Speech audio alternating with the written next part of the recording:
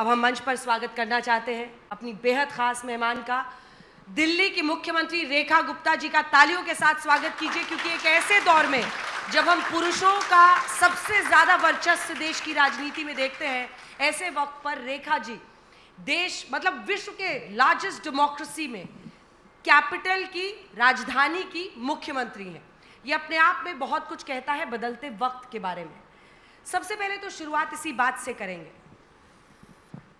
कि एक महिला होना क्या आपके लिए पॉजिटिव बना या वो आपके लिए सबसे बड़ी हार्डशिप्स की वजह बना? क्योंकि देखिए अब चर्चा क्या चलती है पॉलिटिकल सर्कल्स में कि देखो अब तो महिलाएं बहुत वोट करती हैं, सबसे ज्यादा वोट शेयर महिलाओं का है, तो महिलाओं को खुश करना है और इसीलिए रेखा जी को सीएम बना दिया। ये वजह थी या ये वजह थी कि आपने बतौर कॉरपोरेटर, अगर मैं सही हूं, लगभग 3 बार आप रही और वहां पर आपने एमसीडी में लड़ाई लड़ी है, उसकी वजह से, मेहनत की वजह से बनी? देखिए, कहिए कुछ भी, पर मैं ये सोचती हूँ कि यदि देश की आधी आबादी को नेतृत्व दिया जाता है, डिसीजन मेकिंग में इन्वॉल्व किया जाता है, आगे बढ़ने के आयाम और आसमान छूने के मौके मिलते हैं, तो महिलाओं के लिए एक ना केवल सम्मान की बात है बल्कि अपने आप को प्रूव करने का भी मौका है। क्योंकि वैदिक काल से लेकर के आज तक महिलाओं को तो परीक्षा ही देनी होती है। इतनी सारी मेरी बहनें बैठी हैं, हर जगह आपको प्रूव करना पड़ता है कि यस यू आर कैपेबल।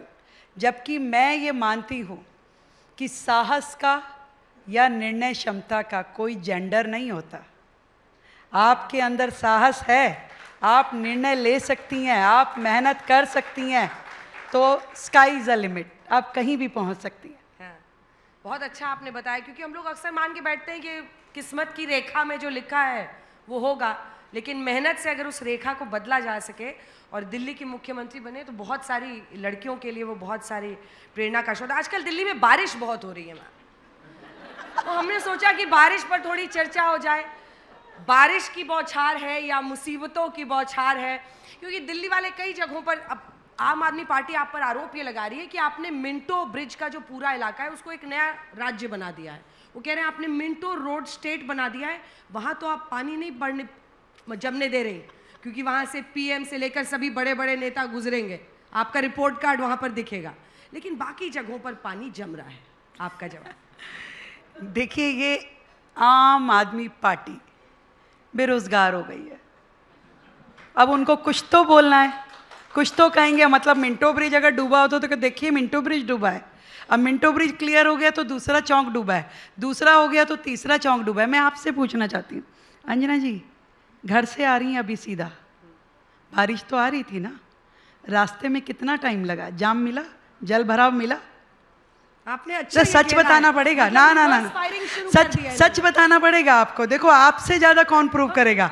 देखिए, अब इसमें बात नहीं है, अब आपको बताना पड़ेगा कि रास्ते में, जिस रास्ते से आप आई, अब आप कहेंगे अंजना जी आ रही थी इसलिए आपने रातों रात वहां पे साफ करा दिया, या फिर वो मैडम आ रही थी रातों रात हो गया। अब कुछ भी किया, किसी के भी डर के मारे किया, अंजना जी के डर के मारे किया कि मोदी जी के लिए किया, पर दिल्ली का रोड अगर क्लियर होता है तो फायदा तो जनता को ही मिल रहा है। वाह, जो पिछले 12 साल में आम आदमी पार्टी नहीं कर सकी, चलिए इतना शुक्र मानिए कि हमने आते ही कर दिया, तो भाई शाबाशी दे दीजिए। पर हम लोग मैं कहाँ से कहाँ आई हूँ मैम, ये भी तो देखना पड़ेगा। नई दिल्ली के इलाके से मैं आपको दूंगी क्रेडिट कि सरदार पटेल मार्ग पर भी मुझे आज ट्रैफिक नहीं मिला, जबकि सुबह 10 साढ़े 10 बजे का वक्त था। जहां ट्रैफिक क्रेडिट ड्यू है मैं दूंगी, लेकिन अभी भी जो दिल्ली के दूर दराज के इलाके हैं वहां पर अंडरपासेस में पानी भर रहा है। मैं उसी बात पे आ रही हूँ।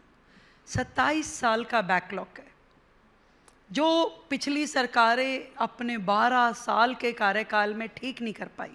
आज वो हमें ट्वीट कर करके बताती है, देखिए वहाँ पे भी पानी भरा है, देखिए वहाँ पे पानी भरा है, और हम तुरंत अपनी एजेंसीज को लगाते हैं, भाई जाइए, जा कर के काम करके आइए। काम भी होता है, चीज़ें ठीक भी होती हैं। यहाँ तक की मुसीबत हो गई है आम आदमी पार्टी के वॉलंटियर्स को कि जैसे ही बारिश आती है तो उनको दिशा निर्देश है कि तुरंत खड़े हो जाइए, ऐसा ना हो कि बारिश आए, बरसे और पानी निकल जाए, बचे ही ना आपके वीडियो बनाने के लिए, रील बनाने के लिए ना बचे। तो तुरंत वो लोग सड़कों पे आते, सब लोग एक्टिव हो गए हैं, सबको दिशा निर्देश मिल गया कि तुरंत जाके वीडियो रील बना लीजिए और पानी आधे घंटे में निकल ही जाएगा। अब निकल जाएगा तो फिर क्या बोलेंगे, तो तुरंत वो लोग आते हैं।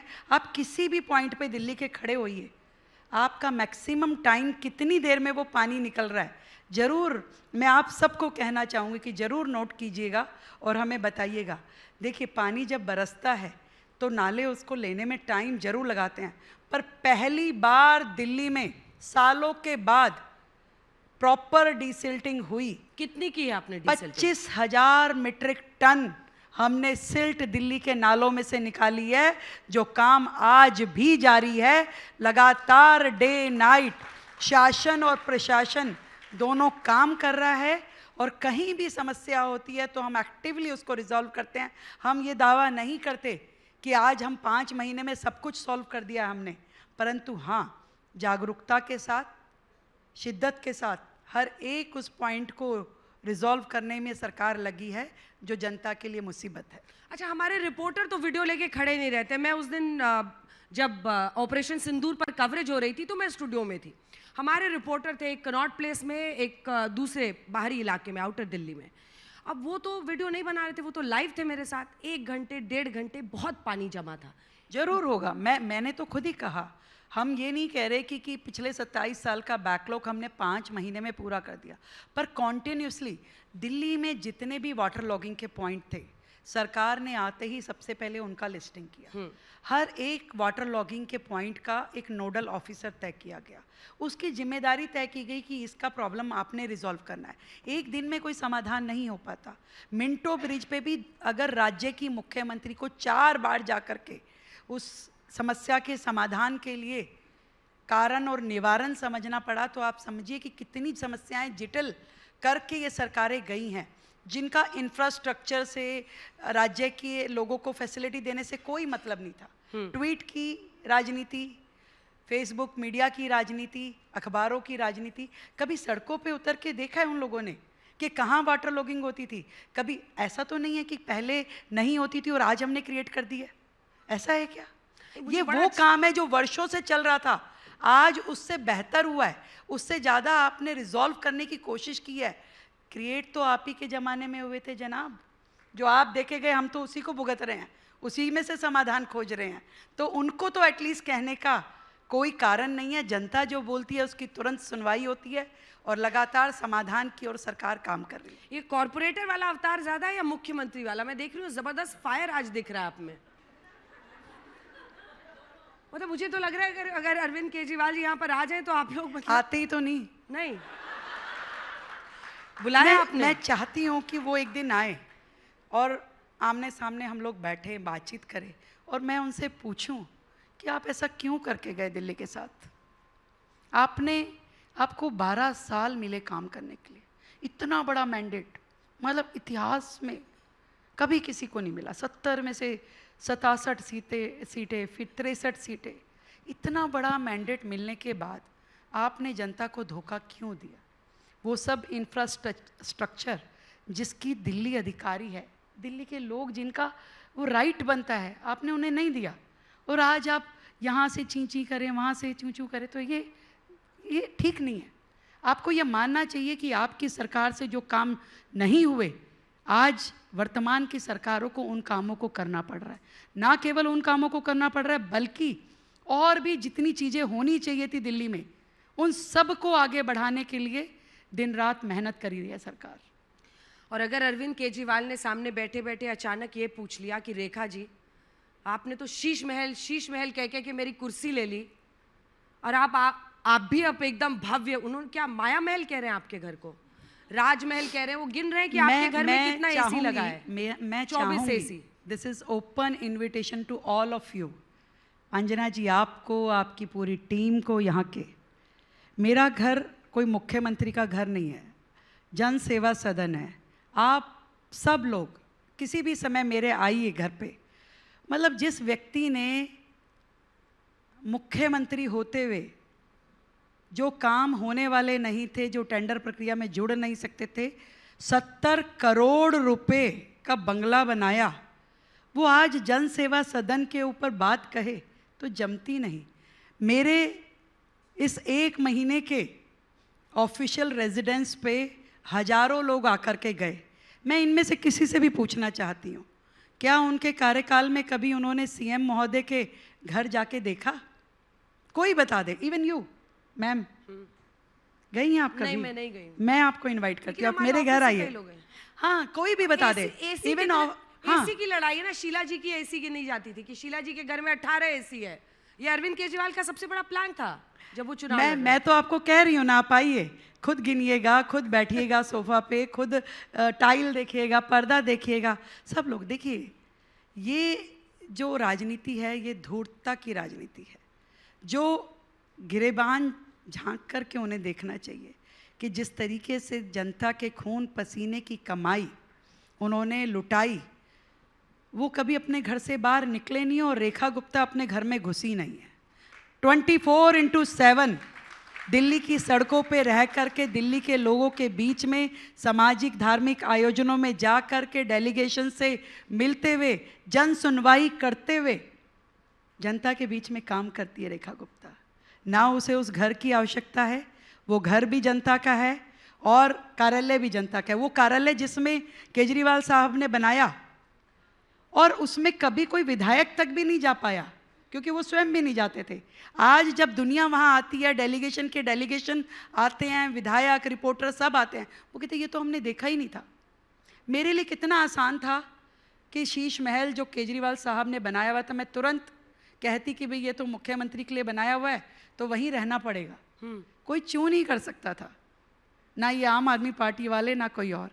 परंतु मैंने ये निर्णय लिया कि जनता के बीच में रह करके एक इजी एक्सेस वाला रेजिडेंस मैं लूँगी, एक प्रीमिसेस जहाँ पे 4 मंत्रियों के साथ में आपको रहना है, जो कि जनता के लिए खुला है, जन सेवा सदन के नाम से है, हजारों लोग रोजाना जहाँ आते हैं। मुझे लगता है कि ये जन सेवा और जन सेवक की भूमिका है जिसे मैं निभाती रहूँगी। पर ये शीश महल का करना क्या है ये तो बताइए। पर ये सबको जानना है कि शीश महल तो हो गया, अब उसका करना क्या है? चाहूँगी कि आप सबकी एडवाइजेज आए कि क्या करना है। 70 करोड़ रुपए जिस पे लगे हैं और करोड़ों की ज़मीन भी है, इस करोड़ों की प्रॉपर्टी का क्या करना चाहिए? आप तो बहुत इंटेलिजेंट हैं अंजना जी, थोड़ा आप ही सुझाव दीजिए क्या करें। नहीं, पहले तो दिखाइए ना, पब्लिक के लिए खोलिए। आपने बताया लाखों के पर्दे हैं, हम लोग भी छू कर देखना चाहते हैं। एग्जैक्टली ये जरूर मैं चाहती हूँ क्योंकि अभी मेरा भी जाना नहीं हुआ। मैं भी जाती हूँ और आपको भी लेके जाती हूँ और दोनों मिलकर के देखते हैं कि भाई जनता की खून पसीने की कमाई को पर्दों के माध्यम से कैसे लटकाया गया। कोई सजेशन है किसी का? म्यूजियम कितने लोग कह रहे हैं? बहुत लोग म्यूजियम कह रहे हैं, लेकिन बहुत लोगों को विजिट करना है। अच्छा, आ रहे हैं, अभी आएंगे, अभी देखिए आप टिकट लगा देते हैं। टिकट लगा दीजिए। तो हाँ, कम से कम उतना अमाउंट तो वापस आ जाएगा जितने का बना है। चलिए अब अगले विषय पर आते हैं, वापस दिल्ली पर आते हैं। बीच बीच में शीश महल देखते ही सबका एकदम इमोशनल महिलाएं है ना, सबका आ गया कि इनको पता है कि देखे तो सही कौन सा वाला सोफा है, कौन सा पर्दा है। मैंने भी नहीं देखा, we will went together there. चलिए अब आते हैं हम दिल्ली की दूसरी बड़ी समस्या जो है मैम, वो है कूड़े की। और गाजीपुर लैंडफिल जो है उसको इतनी चर्चा हुई, पूरा इलाका उसकी वजह से मेनेस बना रहता है, सालों साल से वहाँ खड़ा है। सरकारें आती हैं, सरकारें जाती हैं। कूड़े का जो खात्मा होना है, अगर जगह जगह अभी भी रहता है, अभी ख़त्म नहीं हुआ है। ये वाला क्लेम मत कीजिएगा, अभी आपका हनीमून पीरियड चल रहा है, लेकिन फिर भी अभी कूड़ा है, कई जगहों पर है। इसको स्ट्रीमलाइन करना, इसका आपकी क्या स्ट्रैटेजी है, कैसे होगा? आपने कब मुझे क्लेम करते हुए सुना अंजना जी? मुझे 5 महीने हो गए। मैं किसी भी एक भी काम का क्लेम नहीं करती, मैं काम करती हूँ। और दिल्ली में ये जो कूड़े के पहाड़ 3, लगभग हर महीने मेरा विजिट होता है वहाँ। पीरियोडिकली कितना हाइट था, कितना हर महीने कम हो रहा है, कितना टन कूड़ा वहाँ था। आज की डेट में उसकी फ्रिक्वेंसी बताऊं, जो उनके समय में केवल मात्र 7,000 टन कूड़ा डिस्पोज होता था, आज वो 30,000 मीट्रिक टन कूड़ा डेली हम डिस्पोज कर रहे हैं। 30,000 मीट्रिक टन। जो कूड़े के पहाड़ 60 मीटर के थे, आज वो लगभग 30 मीटर के रह गए हैं। और जो खाली जगह होती जा रही है वहाँ पर हमने बैम्बो प्लांटेशन करवा दिया है। मैंने गाजीपुर पे मैं गई और ओखला पे मैं गई और इवन यहाँ पे भलसवा पे मैं गई। हमने खुद वहाँ प्लांटेशन करके कि जितनी जगह खाली होती जाए उस पर दोबारा कुछ ना डले, उसके लिए प्लांटेशन कराया। और निश्चित रूप में जिस तरीके से काम का फॉलोअप किया जा रहा है सरकार के द्वारा, हर महीने का जो टारगेट हम देते हैं एजेंसीज़ को कि आपको इतना टारगेट पूरा ही करना है। मैं आपको एक ज्ञान की बात बताती हूँ। दिल्ली में रोज़ाना 1100 मीट्रिक टन कूड़ा जनरेट होता है, मतलब दिल्ली की पूरी जनता का 1100 मीट्रिक टन कूड़ा है, पर डिस्पोजल की जो मशीनरी थी वो केवल 7000 मीट्रिक टन की थी। तो रोज़ाना 4000 मीट्रिक टन कूड़ा लीगेसी बन रहा था, रोज़ाना। आप सोचिए कि रोज़ाना 4000 मीट्रिक टन कूड़ा जमा होता जाएगा तो कैसे ख़त्म होगा। पहली बार सरकार ने आकर के 3 नए वेस्ट टू एनर्जी प्लांट का काम शुरू करवाया और उनको भी ऑपरेशनल स्ट्रक्चर में लाने की प्रक्रिया पे ला करके जो अभी एग्जिस्टिंग थे उनकी कैपेसिटी बढ़ाने के लिए हमने काम किया, नया भी खोलने के लिए काम किया, ताकि जितना कूड़ा आए वो ख़त्म भी होना चाहिए। और लगातार कम हो रहा है। मैं कोई दावा नहीं करती, पर इतना विश्वास दिलाती हूँ कि आपको एक दिन खोजना पड़ेगा कि ये कूड़े के पहाड़ जो यहाँ हुआ करते थे वो कहाँ गए, खत्म होंगे। कोई टाइमलाइन मैं नहीं दूंगी, आप केवल विजुलाइज कीजिए। जब आप वहाँ से गुजरे तो ज़रूर देखिएगा, 1 मिनट रुक करके, कि कुछ कम लग रहा है। जो 60-65 मीटर के कूड़े के पहाड़ थे आज हाफ हाइट पे आ गए हैं। और ये निष्पादन एक फ्रंट पे नहीं, हर फ्रंट पे काम कर रही है सरकार। कैसे नई टेक्नोलॉजीज़ का उपयोग हम कर सकते हैं, कैसे वेस्ट टू एनर्जी प्लांट को, इवन दिल्ली में एक नया ई वेस्ट प्लांट, भाई आज आप देखिए कितना ई वेस्ट होता है, आपकी बैटरीज, आपका बाकी ऐसा इलेक्ट्रॉनिक्स जिसको आप कहीं डिस्पोज नहीं कर पाते। आज उसके लिए ऑफिशियली सरकार ई वेस्ट का प्लांट बना रही है ताकि पूरी दिल्ली का ई वेस्ट वहाँ पे डिस्पोज हो, वो भी पर्यावरण को बिना नुकसान पहुँचाए। तो हर दिशा में सरकार काम कर रही है। ऐसे ही नहीं मैं कह रही कि 24/7 काम हो रहा है, काम कर रहे हैं और उसके रिजल्ट भी जनता को देखने को मिलेंगे। अभी अभी आपने कहा कि रुक के आप लोग जरूर देखिएगा कूड़ा नीचे हो रहा है, तो केजरीवाल जी थे, सबको काम पे लगा दिया था कि वीडियो बनाओ और भेजो। अब आप कह रही हैं रुक के देखो, तो जनता को फिर आप भी काम पे लगा रही हैं कि देखो भाई मैं क्या क्या कर रही हूँ। नहीं, मैं काम पे बिल्कुल लगा रही हूँ। अब देखिए 1 अगस्त से स्वच्छता अभियान दिल्ली में, दिल्ली को कूड़े से आज़ादी, ये अभियान हमने शुरू किया। पूरा 1 महीना चलेगा। सरकार भी, अधिकारी भी, संस्थाएं भी, इंस्टीट्यूशन भी, सब लोग दिल्ली को कूड़ा फ्री करने के लिए, दिल्ली को गार्बेज फ्री करने के लिए काम करें। और ये दिल्ली जो है ये हम सबकी दिल्ली है, और जब सबकी दिल्ली है यानी हमारी दिल्ली हमारी जिम्मेदारी।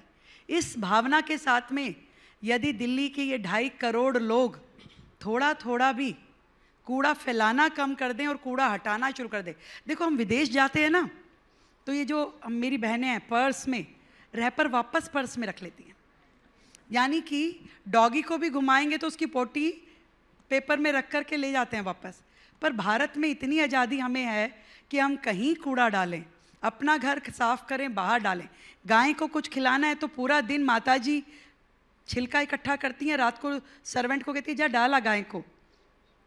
कहीं पे पूजा घर का वेस्ट निकलता है तो हम कहते हैं अरे पूजा घर का डस्टबिन में मत डालियो, नहर में डाल के आ। तो ये जो कंसेप्ट है, ये जो हमारी सोच है, इसको बदलते हुए दिल्ली को अपनी दिल्ली मानते हुए कि हम सबकी दिल्ली है, इसको साफ करना, बेहतर करना, प्लांटेशन करना, ये हम सबका काम है। तो मुख्यमंत्री से लेकर के मेरी हर सहेली, हर साथी, हर संस्था इस पे काम करेगी और मिल कर के दिल्ली को संवारेंगे भी और सजाएंगे भी। बहुत अच्छा। और मुझे लगता है ख़ास तौर पर आपने डॉग्स को लेकर जो कहा है या बाकी सफाई की बात की है वो बहुत रेलेवेंट है, बहुत रेलेवेंट इश्यूज़ है। इनफैक्ट डॉग बाइट्स भी बहुत हो रही है, इन सब पर बहुत ज़रूरी है। लेकिन डस्टबिन्स भी तो होने चाहिए ना, मतलब पब्लिक प्लेसेस में ये सरकार का काम है। मैं उस हिस्से को मानती हूँ जहाँ पर हम सबकी जिम्मेदारी है और वो हम सबको निभाना है। बिग बॉस के घर में भी टास्क मिलता है और आज बिग बॉस यही है, तो हम सबको टास्क मिला है इस बात को फैलाने का। लेकिन डस्टबिन्स, कई लोग ये शिकायत करते हैं, आप मार्केट प्लेसेस में जाइएगा, जो डस्टबिन्स की हालत रहती है वहाँ पर डालना, डिस्पोज करना, या फिर कम कम दूरी पर जो होना चाहिए कवर्ड डस्टबिन्स, वो कैसे होगा? देखिए, देश की राजधानी दिल्ली में हम बैठे हैं। मैं मानती हूँ कि व्यवस्थाओं को बहुत दुरुस्त करना है, हर चीज़ को।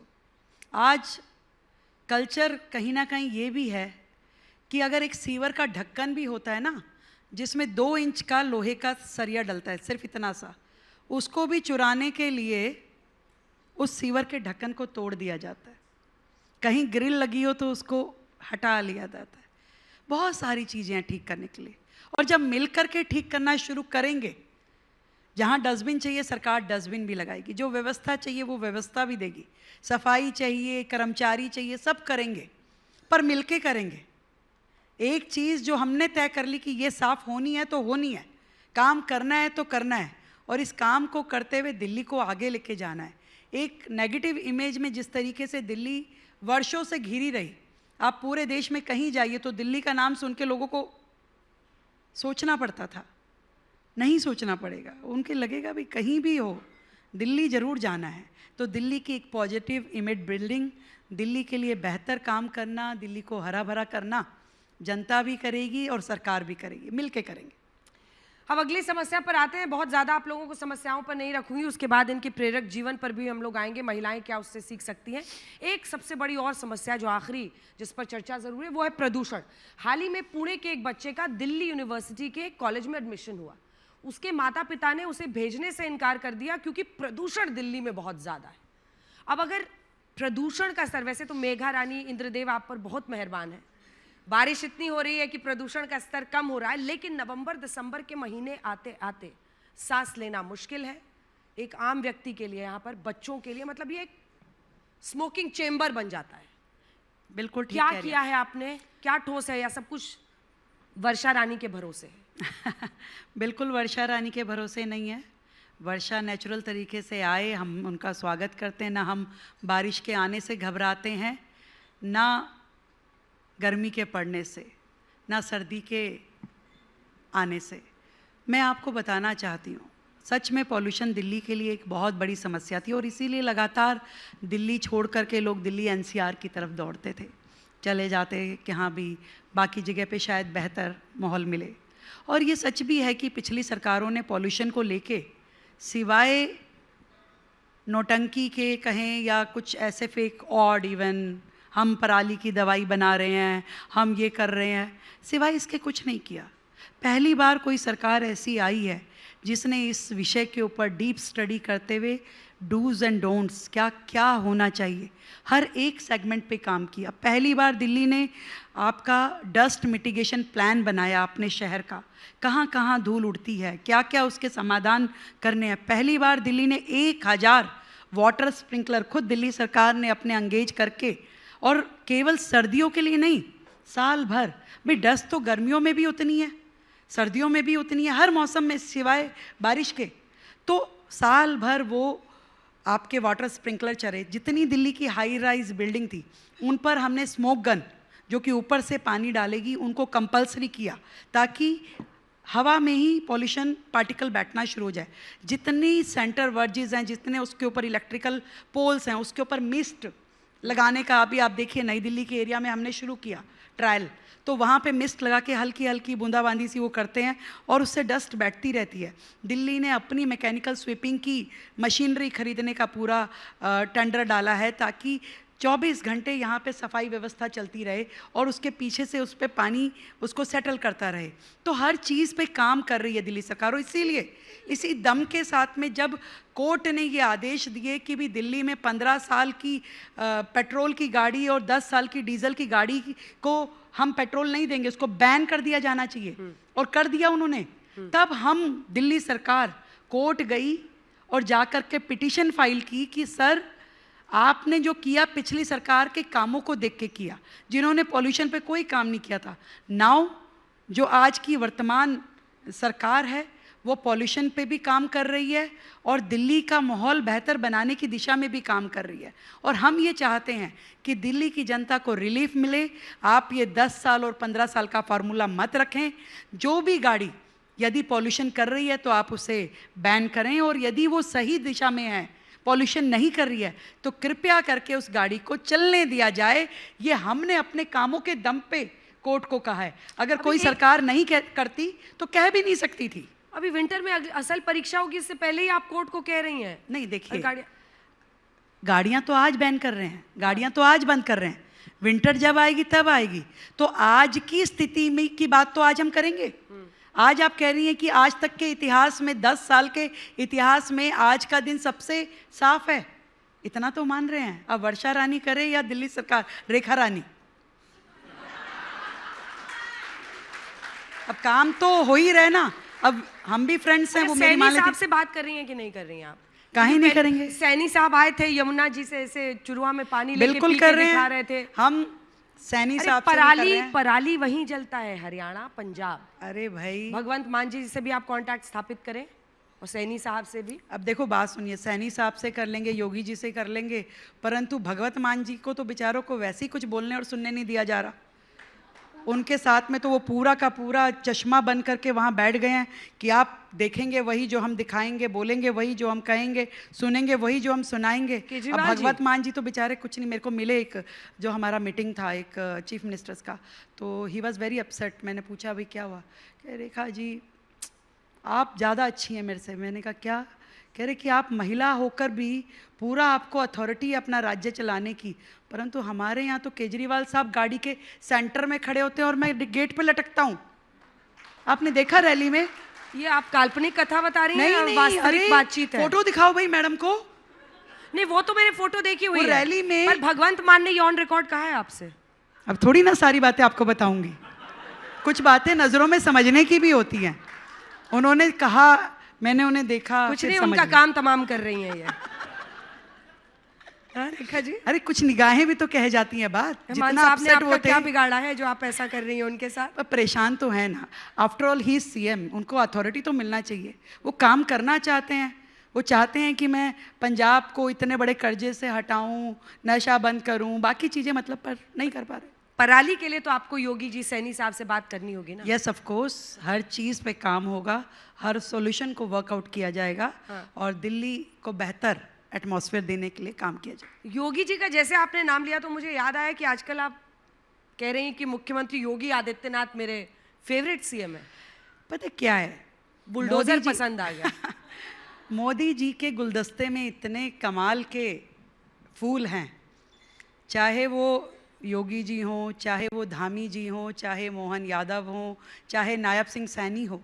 और आप देखिए कि हर एक जो मुख्यमंत्री है लगातार पारदर्शिता के साथ, मेहनत के साथ काम कर रहा है। तो इतना सुंदर काम करने वाले देवेंद्र फर्नांडिस, इतना अच्छा काम करने वाले हमारे हेमंत जी, इतना अच्छा काम, सब कोई किसकी तारीफ करो और किसकी छोड़ो। मैं समझती हूँ ये सारे मुख्यमंत्री जो हैं भाजपा सरकारों के, वो अपने आप में प्रेरणा है। और मैं तो सबसे नई वाली हूँ, लेटेस्ट एडिशन हूँ मैं, तो इसलिए मुझे तो सबसे प्रेरणा मिलती है और मैं सबकी मदद भी लेती हूँ उनसे। एक बार रुक के सोच लीजिए किसी का नाम छूटा तो नहीं है? तो भाईचारा है, वो समझ जाएंगे कि यार अब वो नए का कुछ तो मुझे लिबर्टी मिलेगा, ऐसा चलता है। आपने अभी अथॉरिटी की बात की कि भगवंत मान जी आपसे कह रहे थे, कहीं पर मिले थे तो, कि आपको तो रेखा जी ज़्यादा अच्छा है, ज़्यादा अथॉरिटी है। लेकिन क्या अभी आपके कुछ महीने हुए हैं, वो अथॉरिटी में मैं हमेशा चाहती हूँ कि जब कोई पद पर पहुँचे, आगे काम करे, तो हमेशा बार बार तुम महिला हो, तुमने क्या हासिल किया महिला होते हुए, ये सवाल ना पूछे जाएं। हमें जेंडर न्यूट्रल ट्रीट किया जाए, जेंडर न्यूट्रल माहौल में हम सब काम कर सकें। लेकिन जो स्थितियाँ रहती हैं उसमें चैलेंजेस तो रहते हैं। क्या ऐसे लोग भी मिले जो मैडम सर कह रहे थे, या सर मैडम, मतलब क्या जो लोगों का रिस्पॉन्स था, या जो मंत्रालयों में आपके लोग थे, या जो अधिकारी थे, पीएसओ था, कोई भी एक ऐसा रुख था कि सबको सर सर करने की आदत थी, और अब तो साक्षात मैडम थी। देखिए, मैं ये मानती हूँ, नो डाउट महिलाओं के आगे चैलेंजेस भी हैं और चीज़ों को करने की जिम्मेवारी भी ज़्यादा है। और जब मुझे मुख्यमंत्री के नाते जिम्मेवारी मिली तो मैं भी ये सोचती थी कि कैसे करूँगी। पर जो मैंने बात पहले कही कि निर्णय क्षमता का, साहस का कोई जेंडर नहीं होता। जब सिचुएशन आपके पास आती है और आप सही निर्णय लेते हैं तो अधिकारियों को भी समझना पड़ता है और जनता को भी समझ में आती है। और लगातार हम सब महिलाओं को खास करके, हर कोई मोदी नहीं हो सकता। मोदी जी ने तो रेखा गुप्ता को मौका दे करके यहाँ पे बिठा दिया, पर हम सबको ज़रूर एक दूसरे का हाथ पकड़ के मौके देने चाहिए। एक माँ को अपनी बेटी को मौका देना चाहिए, एक टीचर को अपने स्टूडेंट्स को आगे लाने की अपॉर्चुनिटीज़ देनी चाहिए, और आपको और मेरे को भी अंजना जी। आप देखिए कि आज मैं मुख्यमंत्री बनी तो मेरे सामने एक ईज़ ऑफ डूइंग बिजनेस का पूरा, आजकल हम बहुत काम कर रहे हैं, तो एक क्लॉज आया तो आई वाज शॉक्ड।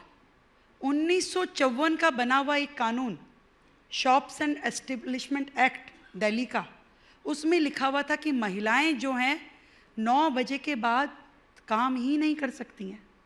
रात को 9 बजे से सुबह 7 बजे तक they are bound to work at any working place. आपने इसको बदला है? मैंने इसे बदला।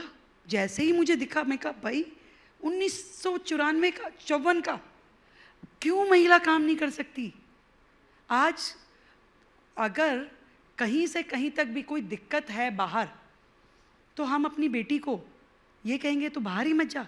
मुझे एक छोटा सा एग्जाम्पल मैं आपको बताती हूँ। मैं गाड़ी चलाती थी कॉलेज के समय से, मेरे पिताजी ने गाड़ी दी और एक दिन बहुत ज़ोर की मुझसे एक्सीडेंट हो गया। मैं घर उस गाड़ी को जैसे तैसे करके ले आई और लाके मैंने खड़ा कर दिया और चाबी साइड में फेंक दी और पिताजी को कहा कि पापा मैं गाड़ी नहीं अब चलाऊँगी।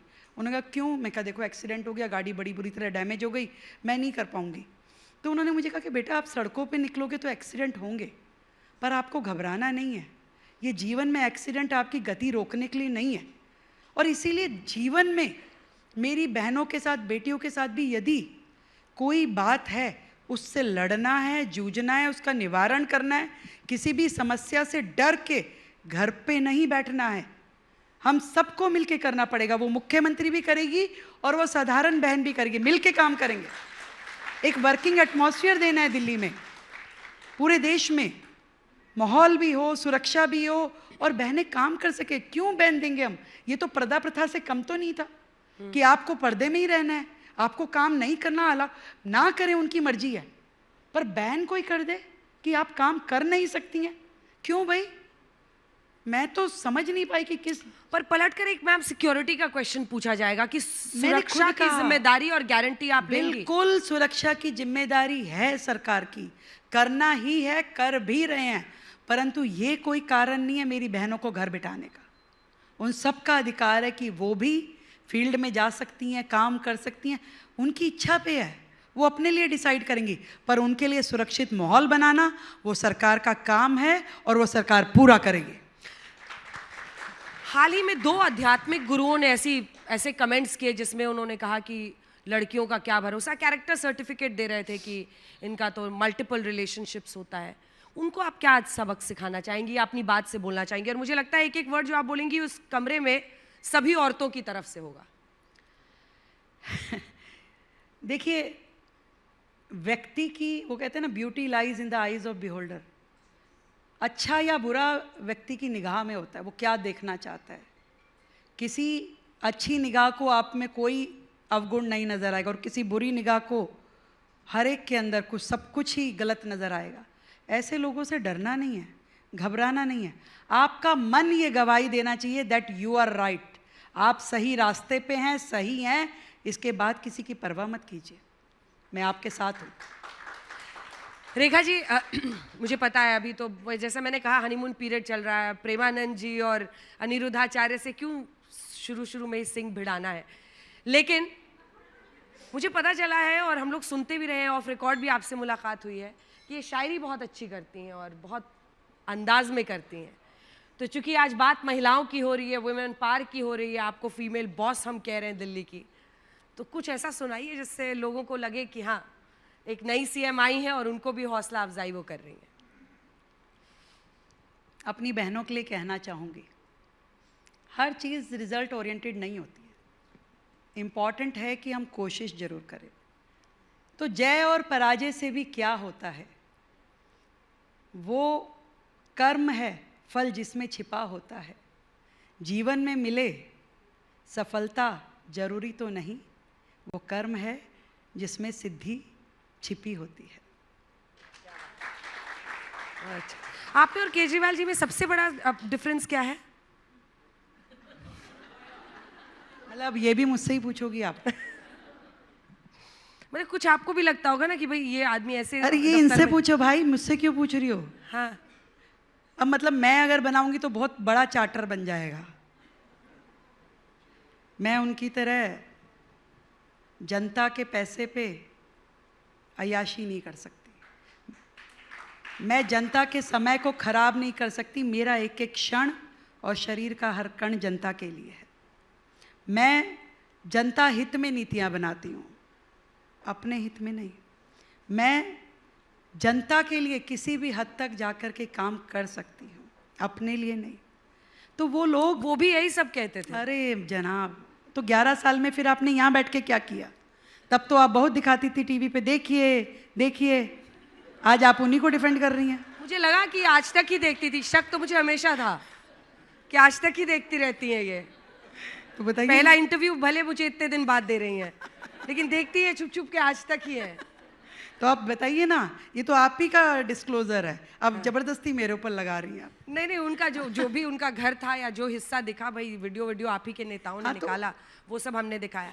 अब देखिए, ये डिफाइनिंग मोमेंट होगा रेखा जी आपकी जिंदगी में, क्योंकि जितनी महिलाएं यहाँ पर है सब चाहेंगे कि एक सफल मुख्यमंत्री एक महिला बने, लेकिन आप बाद में चूज हुई, जनता का मैंडेट बीजेपी के लिए था और फिर आपको सीएम बनाया गया है। अगले चुनाव में आप सीएम फेस होंगी और वो डिफाइन करेगा कि आप बीजेपी को आप जिता पाती हैं या नहीं जिता पाती हैं। ये बहुत बड़ी परीक्षा होती है और सभी मुख्यमंत्रियों के लिए होती है। ऐसे कौन से काम है जिसके दम पर आपको लगता है कि ये जादू की छड़ी अब चलेगी, और जो एक वक्त पर शायद शीला जी ने बहुत साल तक शासन किया, आम आदमी पार्टी ने बहुत साल तक शासन किया, वो मौका जनता रेखा गुप्ता को देगी? देखिए, वैसे तो आपने जो प्रश्न किया उसका जवाब आप 5 महीने की मुख्यमंत्री से मांगे तो ठीक नहीं है, पर फिर भी मैं ये कहना चाहूँगी कि मैं क्या चाहती हूँ, मेरी स्ट्रेटजी, मेरा काम क्या है। मैं ये सोचती हूँ दिल्ली के जो अधिकार हैं, दिल्ली की जनता को जो मिलना चाहिए, मैं उसके लिए काम करूँ। मुझे नहीं पता उसका रिज़ल्ट, उसकी पॉलिसी, उसके बारे में लोग क्या कहेंगे, क्या सोचेंगे। मैं ये महसूस करती हूँ कि दिल्ली की जनता जो है छोटी छोटी चीज़ों के लिए तरस रही है। उसे क्या चाहिए? मेरे घर के बाहर की नाली साफ़ हो जाए, मेरी सड़क में गड्ढा ना हो, मुझे ट्रैफिक जैम ना मिले, मेरे बच्चे का किसी कॉलेज में एडमिशन हो जाए, स्कूल अच्छा खासा हो, साफ़ सुथरा माहौल हो, पार्क और सड़कें, फ्लाईओवर अच्छे हो। छोटी छोटी चीज़ें जो वो सोचता है उसको रहने के लिए दिल्ली में चाहिए, मेरी प्रायोरिटी है मैं वो उनको दूँ। यमुना की सफाई से लेके पॉल्यूशन बेहतर हो, ये मैं दिल्ली की जनता को दूँ। एक विश्वास दूँ, एक आशा दूँ कि आपके राज्य की मुख्यमंत्री आपकी साथी है, आपकी बहन है और आपके हर सुख दुख में आपके साथ खड़ी है। मैं इतना कर पाऊँ, बस मेरे लिए इतना काफ़ी है। उसके बाद में कल क्या होगा, परसों क्या होगा, तरसों क्या होगा, आई डोंट नो, मुझे उसका मालूम भी नहीं है, मुझे उसकी परवाह भी नहीं है। आज मैं क्या कर सकती हूँ, मैं वो बेहतर करती जाऊँ, अच्छे से करूँ और अपनी जितनी मेरी क्षमता है उससे ज़्यादा करूँ, बस मैं ये चाहती हूँ। अच्छा, अभी अभी आपने भगवंत मान और केजरीवाल जी की एकदम पब्लिक लड़ाई लगाई थी, तो मैं भी एक छोटा सा ऐसा ही सवाल आपसे पूछती हूँ। साहिब सिंह वर्मा जी के बेटे प्रवेश वर्मा जी का नाम चल रहा था मुख्यमंत्री से के लिए, फिर सीएम बन गई आप, और मतलब फीमेल बॉस की बात हम कर रहे हैं, तो उनको संभालना कैसा परफॉर्म कर रहे हैं वो मंत्री के तौर पे प्रवेश वर्मा? अच्छा, पहले तो ये बताइए किसका नाम नहीं चल रहा था? 48 विधायक भाजपा के, 48 में से 40 का तो चल ही रहा था। आप कहते थे पूर्वांचल का होगा तो ये हो जाएगा और ये वाला होगा तो ऐसे हो जाएगा, महिला आज तक किसका नाम चलाया था महिलाओं में? मुझे थोड़ी ना याद है। अच्छा, सब याद है आपको, तभी तो। पर किसका नहीं चलाया था, किसका नहीं चलाया था? दो महिलाएं थी, उनमें से एक आपका था। आपने कहा महिला बनी तो रेखा बनेगी। मोदी जी की टीम है ये, सभी मंत्री, सीएम, विधायक, सांसद, हम सब लोग मोदी जी की टीम के रूप में काम करते हैं। एक ही विज़न है, विकसित भारत, विकसित दिल्ली, और इसमें कहीं से कहीं तक कोई भी प्रश्न चिन्ह है ही नहीं। वी आर टीम, मिल के काम करते हैं। आज हमारे मंत्री प्रवेश वर्मा जी तिरुपति बालाजी गए हैं, तो सुबह सवेरे उनका फ़ोन आया कि दीदी मैं तिरुपति बालाजी जा रहा हूँ। मैं कहा ठीक है भाई जाइए। तो एक टीम वर्क के नाते से हर रिस्पॉन्सिबिलिटी हमारी साझी है और मिल कर के काम करने की दिशा में, दिल्ली को बेहतर बनाने की दिशा में हम सब कर रहे हैं। निर्णय जब पार्टी लेती है उसके बाद सब उसके साथ होते हैं, तो कोई किसी तरह का कन्फ्यूज़न नहीं और किसी तरीके की भी उसमें बातचीत नहीं। तो दिल्ली की भाषा में सब चंगा सी। ओह बिल्कुल। मुझे याद है मैम, शुरुआत में जब आपसे एक इंटरेक्शन हुआ था, आपने कहा था, मैंने ऑफ रिकॉर्ड आपसे सवाल पूछा था कि ज़िंदगी कितनी बदलती है, और आपने कहा था मतलब ऐसे बदलाव हुए कि ऑफिस के लिए निकल रही हूँ और वो घर में पूछ रही खाना क्या बनाना है। तो ज़िंदगी आपकी कैसे बदली, क्योंकि उसकी तैयारी भी शायद इस कमरे में जो बहुत सारे चेहरे हैं वो करेंगे। ज़िंदगी उस दिन कैसे अगली सुबह परिवर्तित हो गई थी आपकी, वो बहुत इंटरेस्टिंग होगा लोगों के लिए। देखिए ये तो सच में जीवन के हर मोड़ पे कुछ नया मिलता है, और जीवन में जब मुझे ये मिला कि आप दिल्ली की मुख्यमंत्री हो, तो मेरे लिए भी एक बड़ा अलग तरीके का अनुभव था। और मैं बता रही थी कि जिस दिन मैं शपथ लेने जा रही थी, तैयार व्यार होकर के भी चलिए पहले मंदिर मत्था टेकेंगे और फिर शपथ जाएंगे, तो निकलते निकलते मेरे पति देव कहते अरे मेरा शर्ट तो बताओ कौन सा पहनना है।